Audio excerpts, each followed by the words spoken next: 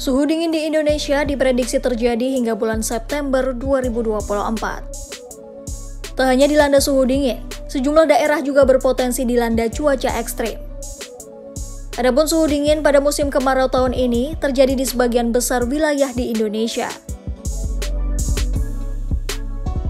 Deputi Bidang Meteorologi BMKG Guswanto menjelaskan, fenomena suhu dingin yang akhir-akhir ini terjadi disebabkan oleh angin monsun Australia yang bertiup menuju benua Asia melewati wilayah Indonesia.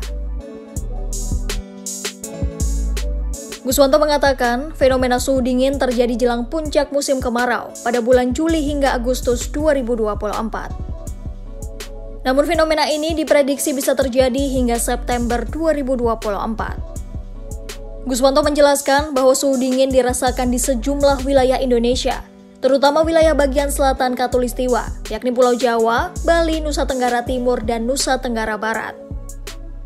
Namun beberapa daerah di Pulau Jawa cenderung mengalami suhu dingin lebih ekstrim dibandingkan wilayah lainnya, yakni seperti Pegunungan Bromo, Pegunungan Sindoro Sumbing, Wonosobo, Dieng, Temanggung, hingga wilayah Lembang, Bandung. Bahkan pada tanggal 7 Juli 2024, suhu dataran tinggi Dieng mencapai 1 derajat Celcius pada jam 2 dini hari. Selain monsun Australia, suhu dingin juga disebabkan oleh faktor posisi geografis, topografis, ketinggian wilayah, dan kelembapan udara yang relatif kering. Ia menjelaskan kondisi tersebut juga menyebabkan langit menjadi cerah sepanjang hari. Selain itu, kurangnya tutupan awan pada malam hari menyebabkan radiasi panas dari permukaan bumi ke atmosfer tanpa ada hambatan, yang mengakibatkan penurunan suhu yang signifikan. Angin yang tenang di malam hari juga menghambat pencampuran udara, sehingga udara dingin terperangkap di permukaan bumi. Tak hanya suhu dingin, memasuki musim kemarau ini juga memicu potensi cuaca ekstrim.